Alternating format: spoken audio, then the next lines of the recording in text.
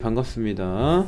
그리고 멤버십 가입하신 분들 이모티콘 사용하실 수가 있더라고요. 가입해주신 모든 분들 우선 감사드린다는 말씀을 전달드리면서 오늘 라이브를 시작해 볼 건데요. 일단 오늘 말씀드릴 부분은 이동평균선에 대해서 좀 말씀을 드리려고 합니다. 이건 저희 멤버십 강의에 들어있는 내용이라 간단하게만 설명을 드릴 거예요. 일단은 여러분들이 알고 계시는 주식, 코인이 올라가야 되는 조건이 뭐가 있을까요? 여러분들이 알고 계시는 조건들 한번 말씀해 주시겠어요? 주식과 코인이 올라갈 수 있는 조건들 알고 계신 거 있으시면 말씀해 주시면 됩니다. 뭐가 있을까요?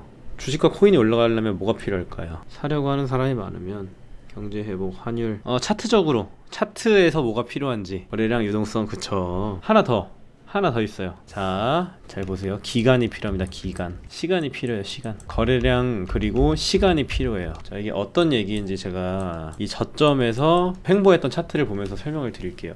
일단은 거래량이 자 이렇게 쭉 상승을 해요. 이때가 2017년도부터 떨어지면서 쭉 상승을 해요. 그죠? 그리고 한 번 더 크게 떨궈요. 가격을. 한 번 더 크게 팍 떨구잖아요. 가격을. 근데 거래량이 덜 터졌어요. 이 저점보다 덜 터졌어요. 그죠? 그러면 어떻게 된다? 이 내리는 힘보다 이 내리는 힘이 약해졌다. 이렇게 생각할 수 있는 거예요. 일단 거래량 다이버전스가 나타난 거죠. 그 다음에 크게 내려 꽂고 나서 바닥을 일정하게 지켜주는 모습을 보입니다. 자, 이동평균선을 지우고 볼게요. 일정하게 딱 지켜주면서 돌리는 그림이 나와준단 말이에요. 일단 거래량을 우리가 봐야 되는 이유는 뭐냐면 누군가 이 비트코인을 파니까 거래량이 터지는 거고, 또 반대로 사는 사람이 있어야 거래량이 터진단 말이에요. 거래량은 1대1입니다. 사는 사람 1, 파는 사람 1이 있어야 서로 맞교환이 이루어진다고 보시면 되는 건데, 지금 이 거래량을 보시면 떨어질 때마다 거래량이 막 터졌어요. 그죠?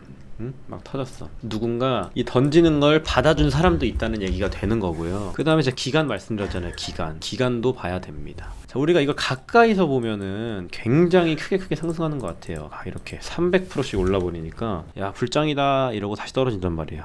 그러니까 차트를 좁혀서 이동평균선을 이때 켜주는 겁니다. 이동평균선을 딱 키는 거예요. 자, 모든 주식, 모든 코인은 바닥에서 기간적인 횡보, 그리고 뭐가 있어야 된다?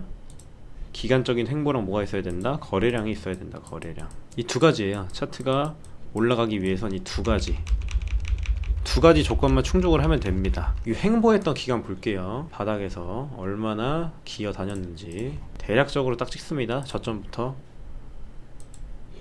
936일 횡보를 했단 말이에요. 여러분들 눈에는 이게 횡보로 안 보이실 수가 있는데 차트를 딱 좁혀보면은 이게 다 요 상승을 위했던 횡보인 거죠. 이렇게 쌍고점을 만들기 위한 횡보 과정이 이평선을 롤링하면서 수렴시켜주고 위로 확산하는 이 과정이 이만큼의 기간 동안 일어났다고 보시면 됩니다. 거래량 한번 보세요. 거래량 엄청나게 들어왔죠. 계속 밑에서 수급이 받쳐져 들어오면서 이동평균선들을 어떤 식으로 얘네가 돌리냐면 골든크로스를 만들기 위해서 단기부터 장기까지 쭉쭉 돌려줘요. 이런 걸 롤링 과정이라고 부르거든요. 그 다음에 매집이 끝나면 이평선들 확산을 하면서 위로 날아가는 그런 맥락으로 봐주시면 됩니다. 우리가 차트에서 사실 알아야 될 부분이 굉장히 많지만 단순하게 왜 오르고 왜 떨구고 이런 부분들을 이해하시기 위해서는 바닥에서 기간적인 횡보와 거래량이 들어오면 오르는 거고, 반대로 고점에서 횡보하면 떨어지는 겁니다. 차트가 되게 간단해요. 제가 가끔은 여러가지 기술적 분석 도구 얘기하면서 어렵게 설명드릴 때도 있지만 오늘은 좀 간단하게 설명드리는 거니까 이해하시고 여기서 필요한 내용만 내 걸로 만들어 가시면 됩니다. 바닥에서 이평선들 수렴하고 요렇게 캔들 좁아지는 구간 나오죠. 좁아지는 구간 이렇게 확 위로 날아가는 거예요. 자, 차트를 거꾸로 켜봅시다. 거꾸로 켜보면 어떤 모양이에요? 여러분들이 볼 때 누가 봐도 떨굴 법한 모양이지 않아요? 누가 봐도 두 번의 라운딩 탑 나오면서, 제가 가끔 차트 헷갈릴 때는 거꾸로 보라고 말씀드리잖아요. 거꾸로 보면은 딱 떨어질 것 같은 모양, 금방이라도 보통 고점에서 나오는 패턴이죠. 근데 이걸 바닥으로 딱 돌려보면, 그러니까 원래 모양으로 보면은 사실은 크게 쌍바닥을 그려준 거에 불과하단 말이에요. 이해되세요? 거꾸로 봤을 때는 완전 급락하는 차트의 모양인데 이거를 다시 제대로 보면 그냥 크게 쌍바닥을 그려주는 모양새였을 뿐이고 수급이 엄청나게 들어왔구나 이렇게 또 판단을 하는 거예요. 바닥권에 들어왔구나. 그 다음에 이평선을 딱 켜요. 이평선을 이렇게 두세 번 돌리면서 마지막 수렴 끝자락에 왔구나 등등등 나만의 어떤 근거들을 이 차트에 대입을 해서 상승을 하는 차트인가 하락을 하는 차트인가 잡아낼 수 있다는 얘기입니다. 아무튼 이런 내용을 왜 설명드렸냐면 본론으로 넘어가서 자 보세요. 지금 횡보기간 너무 짧죠. 보세요. 너무 짧아요. 너무 짧아. 이렇게 흘러가면 안 되고 이평선들이 다 내려와야 돼요. 내려와야 돼. 그 다음에 이런 식으로 뭐 가야 된다는 얘기죠. 제 말은 기간 오래 걸립니다. 사실 제가 볼 때는 무조건 상승은 해요. 이렇게 유동성이 좋은 상품이었고 이미 기관 투자자 자금도 많이 들어왔고 사실 레버리지를 사용해서 돈을 쉽게 벌 수 있는 매력적인 투자처라고 할 수 있죠. 비트코인이 이렇게 유동성 좋은 상품은 없어지기 힘듭니다. 그리고 실제 미국 증시에는 채굴 기업들도 상장을 했단 말이에요. 그러니까 제가 늘 말씀드리는 거 재화의 가치는 누가 매기는 거다?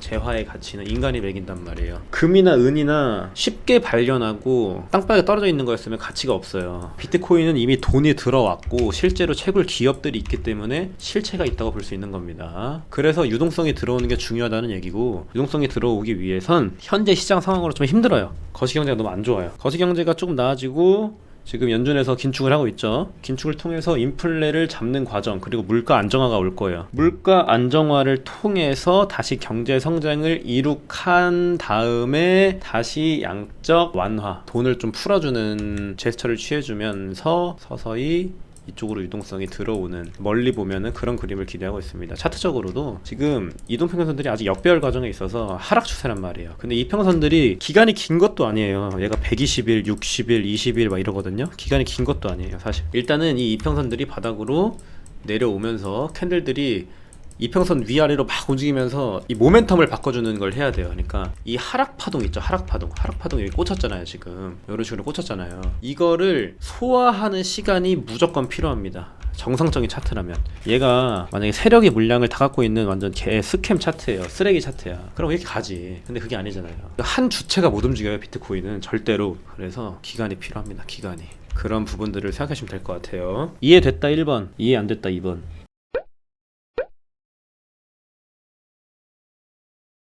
뭐 1.5도 나오고 다들 이해 잘 하셨죠? 이평선은 이렇게 쓰는 겁니다. 그럼 작년 7월에도 횡보가 지속됐어야 하는 건 아닌가요? 이게 무슨 의미죠? 이거 쌍봉이잖아요. 쌍봉. 물량 덜 털은 거지. 일봉을 봤을 때 쌍봉이잖아요. 쌍봉. 쌍봉이 왜 나옵니까? 물량이 덜 털렸을 때 나오는 거예요. 덜 털렸을 때 나머지 털려고. 보통 주식 그러니까 좀 큰 덩어리 큰 주식이나 코인들 고점 패턴 다 이렇게 나오는 거 아시죠? 쌍봉 이렇게 나오거나 이렇게 나오거나 헤드앤숄더로 나오거나 물량이 하면 안 털려요. 이게 그러니까 어떤 식으로 하는 거냐면 이 비트코인의 제일 중요했던 수급점이 여기에요. 여기 이 부분.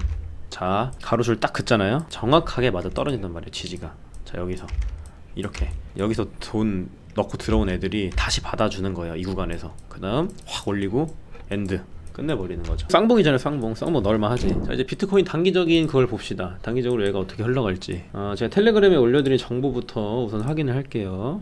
우리 고니님 안녕하세요. 반갑습니다. 텔레그램에 올려드렸던 정보. 자 일단은 이걸 제가 올려드렸어요. 비트코인 리얼라이즈드 프라이스. 자 이게 뭔지 아시는 분? 제가 텔레그램에서 쉽게 풀어드렸잖아요. 이거 이해하신 분 혹시 이해 못하셨으면 제가 조금 더 쉽게 풀어드릴게요. 이게 뭔 내용이냐면 이 비트코인은 실현 가격이라는 게 있어요. 실현 가격. 이게 리얼라이즈드 프라이스입니다. 여기 나와있죠. 리얼라이즈드 프라이스. 이거 이해 못하셨어요? 자, 잘 보세요. 2022년에 이 점선 있죠. 이 점선 확인하세요. 2018년 점선 보이죠? 점선. 14년 점선 이렇게 있어. 점선. 이게 실현 가격이라는 거예요. 실현 가격이 뭐냐면 쉽게 말해서 시장 참여자들의 평단가, 비트코인을 구매한 사람들의 평단가예요. 평단가. 비트코인은 역사적으로 모든 시장 참여자들이 손실을 봤을 때 이 가격이 실현 가격 아래로 내려갔을 땐 그 다음에 상승장이 찾아오더라. 이런 얘기입니다. 자 보세요. 2014년 횡보기간 무지하게 길었죠. 모든 사람들의 평단가 아래에서 69일 121일, 84일 이렇게 흘러갔어요. 2018년 133일 모든 사람들의 평단가 아래에서 133일 이후에 떡상을 했다 이런 얘기예요. 이해되세요? 지금 35일, 14일 너무 짧죠? 제가 횡보기간이 부족하다고 말씀드린 것도 이런 맥락이에요. 우리가 역사를 공부하는 이유 과거는 반복되기 때문이다. 자 보시면 이렇게 긴 기간을 모든 사람들의 평단가 아래에서 횡보를 했고 이때도 거의 4달에 가까운 기간을 횡보를 했어요. 지금 어떻다? 49일 횡보했다. 너무 짧죠? 너무 짧아요. 이해되시죠? 너무 기간이 짧다는 거예요. 지금 예를 들어서 그림을 그려볼게요 한번. 자, 이 파란색 선 있죠 차트에. 이게 지금 비트코인을 구매한 사람들의 평단가예요. 여기 선. 여러분들 사실 지금 구매하셔도 95%는 이기는 겁니다. 지금 비트코인 구매한 사람들의 95%보다 평단이 좋은 거예요. 역사적으로 비트코인은 실현 가격 아래로 내려갔을 때가 가장 매력적인 가격대였다. 모든 시장 참여자들이 다 물려있다. 이 실현 가격을 되게 어렵게 풀 수도 있는데 그냥 여러분들이 이해하시기 쉽게 간단하게 설명드린다는 점 참고해 주시면 됩니다. 여러분들이 지금 구매하셔도 옆집 뭐 영희 철수보다 평단가, 그러니까 100명이 있으면 100명 중에 1명이 된다는 거예요. 지금 사면 내려간다? 땡큐죠. 더 사죠. 저는 10K 가면은 진짜 돈 다 넣어요. 다. 그 인생에 2번 다시 안 오거든요. 그런 기회는. 지금 아무튼 비트코인 가격이 어떻다? 엄청 매력적이다. 10K 가능성 열려있고 가능하다. 그 가격대를 준다면 인생 기회라는 점 또한 잊지 말아야 된다. 이것도 올려드렸죠. 이 파란색 선이 실현 가격이야. 그러니까 사람들 평단가. 검은색, 그러니까 회색깔이 가격이에요. 비트코인 가격. 이거 제가 글씨 써가지고 보내드린 거거든요. 네모 박스 치고. 항상 이 가격이 평단가, 모든 사람들의 평단가 아래로 내려가면 올라가. 또 내려간 거예요. 이해되세요 이거? 그러니까 지금 이 과거의 데이터를 지금에 대입했을 때, 현재에 대입했을 때는 사실 무조건 사야 됩니다. 근데 거시경제가 개 박살이 나 있어서 섣불리 제가 말씀을 못 드리는 거고, 그냥 뭐 좋은 상황이다 정도만 알고 계시면 될 것 같아요. 지금 매크로 경제를 고려하지 않은 온체인 데이터 상의 비트코인은 너무 좋다.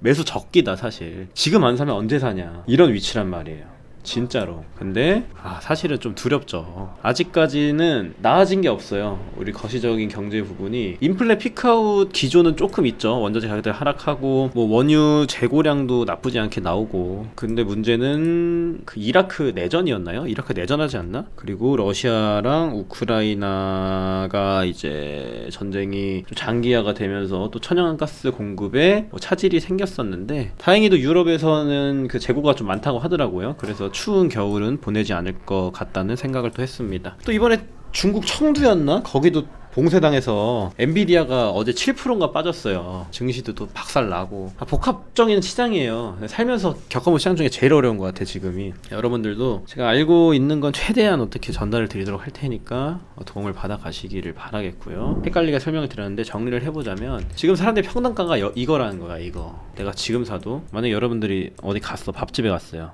맛집에 갔어, 막 삼겹살 엄청 맛집이에요. 거기 있는 모든 사람들보다 평단가가 좋다는 겁니다. 근데 아까 말씀드렸다시피 거시적인 경제가 해결된 건 없다. 그리고 또 QT 하잖아요. QT, 양적 긴축 하잖아요. 양적 긴축 이제 시작한다고. 증시를 박살내는 그 양적 긴축이 제대로 이제 시작이 될 예정입니다. 굉장히 쫄고 있어야 됩니다. 우리는 일단은 제가 단기 반등 가능성은 열어두라고 말씀을 드렸어요. 대략적으로 가격대는 한 2800 정도 보시면 될 것 같아요. 2800. 800도 좀 힘들 수도 있어. 단기 반등은 한 요 정도 보시면 될 것 같아요. 요 정도. 2800까지는 그래도 주지 않을까? 이런 느낌 나오지 않을까 싶어요. 그리고 이제 어제 경제 지표들이 조금 호조로 나와줬어요. 그래서 달러가 또 강세가 됐죠. 그리고 오늘 밤에 여러분들이 주목해야 될 이슈가 있습니다. 비농업 고용지수. 그게 뭐냐면 메모장에 적으면서 말씀드릴게요. 비농업 고용지수는 비농업 고용지수, 그러니까 농업을 뺀 거, 농축 산업을 제외한 전월 고용인구수, 이렇게 보시면 돼요. 비농업 고용지수는. 근데 이게 왜 중요하냐면, 일자리를 창출한다는 건 경제 활동의 대부분을 차지하는 소비자 지출의 가장 중요한 지표라고 할 수 있죠.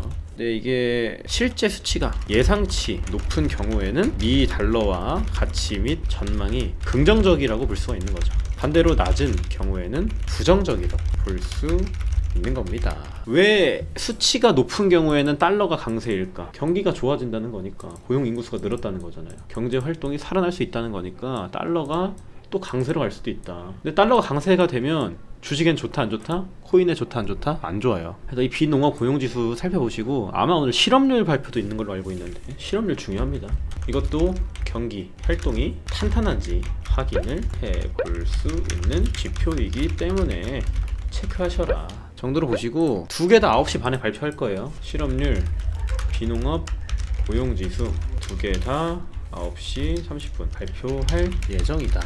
정도로 아시고, 여러분들이 또 살펴봐야 될 거는 일단은 나스닥 본장이 개장을 안 했잖아요. 나스닥 본장이 개장을 안 했다. 코인 시장의 흐름을 나중에 본장이 따라가 줄 수 있다 정도로 체크를 해볼게요. 일단은 코인 시장이 지금 박스권 안에 갇혀있는 상태다. 자, 보여드릴게요. 차트로. 그러니까 지금 박스권 이렇게 갇혀있잖아요. 여기 한 군데로 돌파해주는 순간, 만약에 그러니까 나스닥 본장 개장 전에 돌파를 해주는 순간 나스닥도 그 흐름을 좀 따라가 주지 않을까, 일단 그렇게 생각을 하고 있고요. 그 다음에 변동성이 심한 시간대는 아까 말씀드렸다시피 21시 30분 체크를 하면서 단기 매매를 도전해보는 것이 좋겠다. 그리고 일단 저는 개인적으로 상방은 보고 있다고 말씀드렸습니다. 20.8까지 20.8까지 말씀드렸고, 19.5가 깨지면 바로 런을 치셔야 됩니다. 19.5 여기가 깨지면 바로 도망가셔야 돼요. 바로 뒤도 안 돌아보고 이렇게 3바닥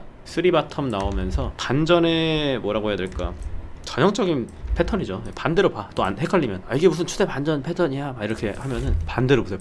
반대로 봐. 떨어질까 올라갈까? 떨어지지.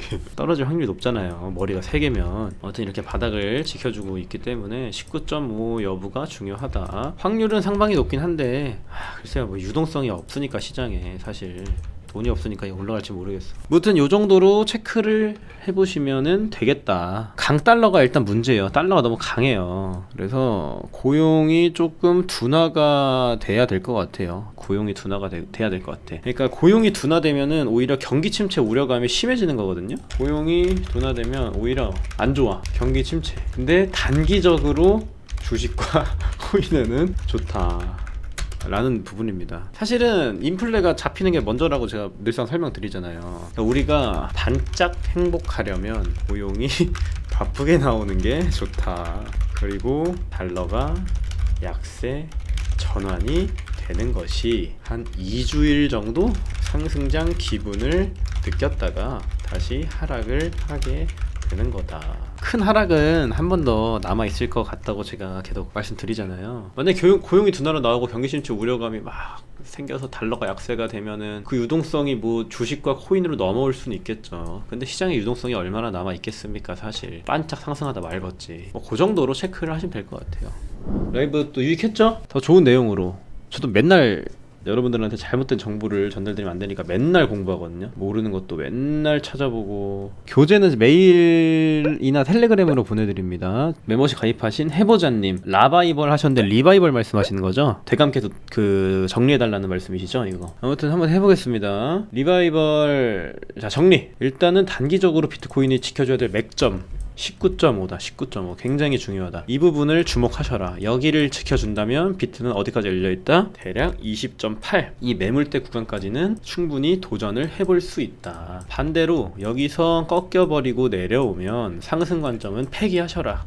일단 차트는 단기적으로 이렇게만 보시고요. 지금 비트코인은 모든 사람들의 평단가 아래로 내려왔다. 그래서 지금 구매하는 사람이 사실 승자다. 언제나 이 평단가 아래로 내려왔으면 비트코인은 늘 상승을 해줬다. 늘 똑같은 상황에 놓여져 있다는 사실을 알 필요가 있지만, 매크로 경제, 거시적인 경제가 너무 좋지 않다. 시장의 유동성, 돈이 없기 때문에 과연 여기서 바로 치고 올라갈 수 있을까? 시간이 좀 걸릴 수 있을 것 같은데 라는 관점을 일단 부여를 하셔라. 자기 자신한테. 하지만 지금 가격도 인생 가격대 중 하나다. 분할 매수하기는 정말 충분하다. 현물을 모아가기엔 너무 좋다 라는 정도로 일단 데이터 체크를 하시고요. 오늘 주목해야 될 지표는 뭐가 있냐, 실업률이 있고 비농업 고용지수가 있는데 9시 반 21시 30분에 두 가지가 지표가 발표가 될 예정이니까 주목을 하시는 게 좋고, 만약에 고용이 둔화로 나와서 경기 침체 쪽으로 좀 가까워진다고 하면 달러가 약세가 될 거예요. 근데 달러가 약세가 된다고 해도 주식과 코인으로 돈이 넘어온다고 해도 사실 시장의 유동성이 많이 없다. 그래서 반짝 상승 정도 기대하고 차라리 고용이 좋게 나오면서 경기가 안정화 구도로 잡혀가는 게 더 나을 수도 있다. 이렇게 정리를 해보겠습니다. 그리고 정현님, MFI 보는 건 어디서 할 수 있나요? 지표 보이죠? 지표 트레이딩뷰에 누르시고